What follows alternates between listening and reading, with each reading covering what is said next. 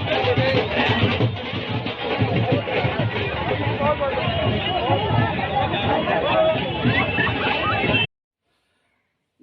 दोस्तों, एक बार फिर मेरे YouTube चैनल कण्व नगरी लाइव में आप सभी लोगों का स्वागत है। दोस्तों, कल रिजल्ट अनाउंस हो गया, रिजल्ट निकल गया है। 5 राज्यों में जो चुनाव हुए थे, आप सभी ने देखा कि 5 राज्यों में से 4 राज्यों में बीजेपी ने जीत दर्ज की है। एक राज्य है पंजाब में, वहां पर आम आदमी पार्टी को जीत हासिल हुई और वह भी बहुत बड़ी बात है कि अरविंद केजरीवाल का दायरा लगातार बढ़ रहा है।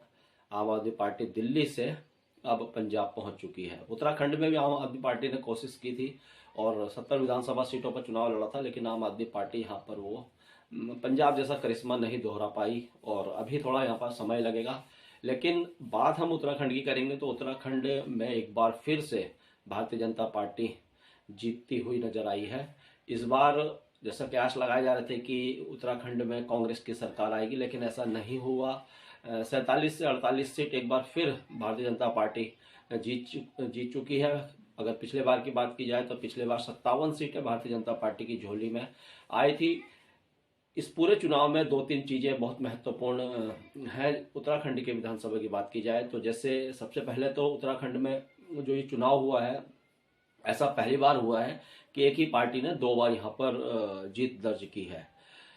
इससे पहले ऐसा कभी भी नहीं हुआ था। 2017 में भारतीय जनता पार्टी 57 सीट लेकर सरकार में आई थी और इस बार 47 से 48 सीट जीतकर वो फिर सरकार में आ रही है। अगर उत्तराखंड में गढ़वाल मंडल की या गढ़वाल रीजन की सीटों की बात की जाए तो 6 विधानसभा यहाँ पर आती है और 6 विधानसभाओं में 6-0 से भारतीय जनता पार्टी ने कांग्रेस का सुपड़ा साफ किया और ऐसी उम्मीद किसी को भी नहीं लग रही थी कि ये जो गढ़वाल मंडल की जो 6 सीटें हैं, इसमें भारतीय जनता पार्टी इस प्रकार से अप्रत्याशित या भूतपूर्व परिणाम यहाँ पर लेकर आएगी।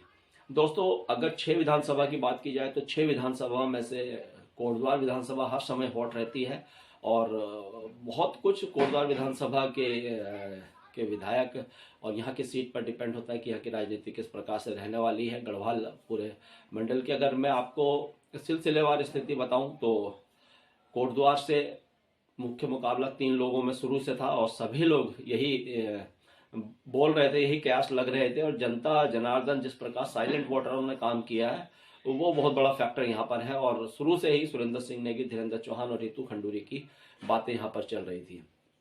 और यहाँ पर कोटद्वार विधानसभा में रितु खंडूरी लगभग 3000 से ज्यादा वोटों से जीतकर यहाँ पर विधायक बनी है, जिनको कि शुरू में कहीं भी गिनती में नहीं माना जा रहा था। और कांग्रेस की तरफ से तो ये जैसे ही रितु भूषण खंडूरी का टिकट फाइनल हुआ, कांग्रेसी और जितने भी रणनीतिकार हैं, जितने एनालिसिस लगातार कर रहे थे, वो ये सोच रहे थे कि रितु भूषण खंडूरी एक कमजोर यहाँ पर प्रत्याशी होने वाली, लेकिन ऐसा नहीं हुआ। जैसे जैसे चुनाव आगे बढ़े, रितु भूषण खंडूरी जो है बढ़त पाती गई। ये बढ़त किसी को भी नजर नहीं आ रही थी।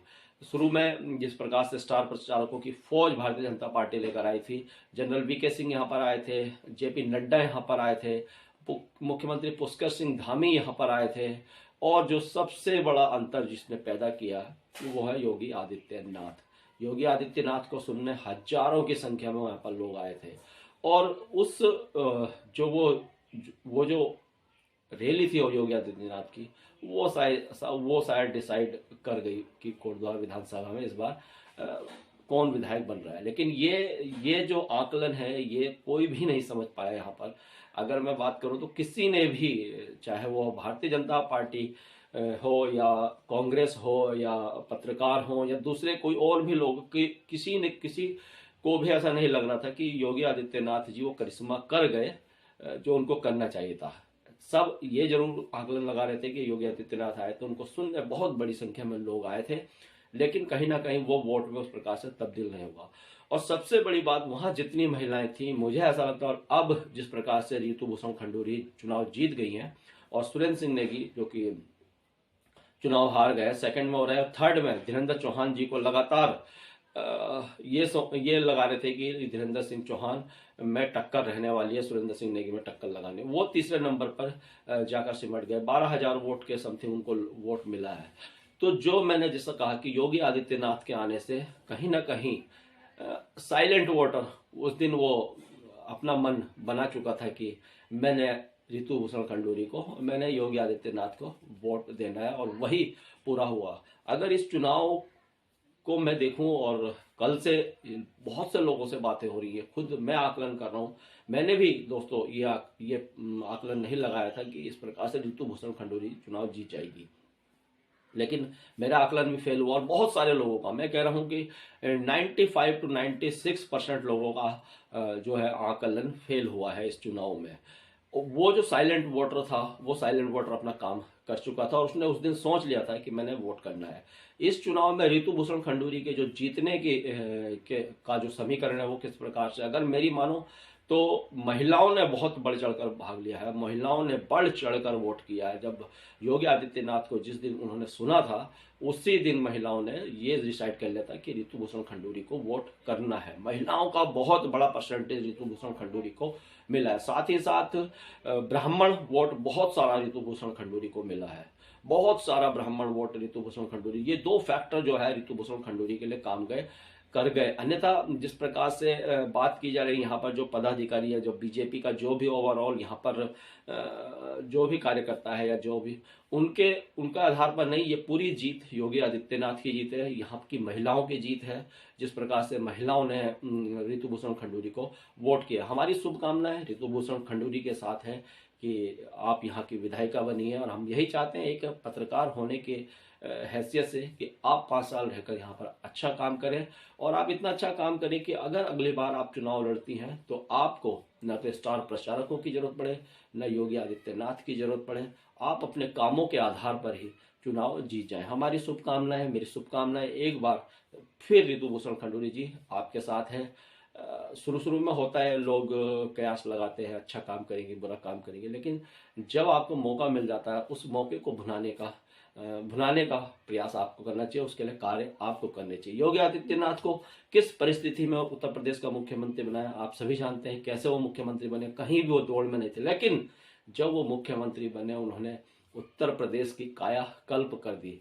जो जज्बा, जो हिम्मत और जो साहस उन्होंने दिखाया, वही साहस हमारे कोटद्वार के लिए भी चाहिए और उत्तराखंड के लिए भी चाहिए। तो आज रितु भूषण खंडूरी कोटद्वार की विधायक बन चुकी है, उनको बहुत सारी ढेरों शुभकामनाएं।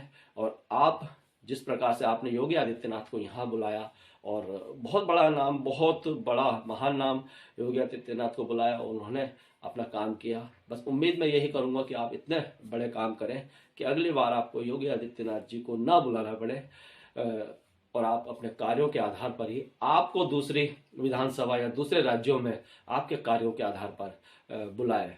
मैं तो यही सोचता हूं कि मेरा कोटद्वार का कोई भी व्यक्ति हो, एक जनता से लेकर और ऊपर तक, चाहे वो एडमिनिस्ट्रेशन में हो, चाहे वो राजनीतिक दल में हो, सब इस प्रकार से कार्य करें कि उनका नाम आगे तक हो। तो चलते चलते अब देखते हैं, आज रितु भूषण खंडूरी जी कल पौड़ी में थी, वहां पर जिस प्रकार से समय बहुत लग गया था, तो रात को वो आई थी, उनका जुलूस निकला था, उसको मैं कवर नहीं कर पाया। आज जरूर मैं गया था, क्योंकि वो हमारे क्षेत्र की विधायिका है, और हमारा पूरा हक बनता है, और पूरा मेरा ये रहेगा कि वो अच्छे काम, बुरे काम जैसे भी करें, मैं अपने पत्रकारिता के माध्यम से उनको लाता रहूँगा। चलते चलते आज उनके एक विजय जुलूस यहाँ था, उसको भी देखते हैं किस प्रकार से वो विजय जुलूस रहा पूरे उसमें।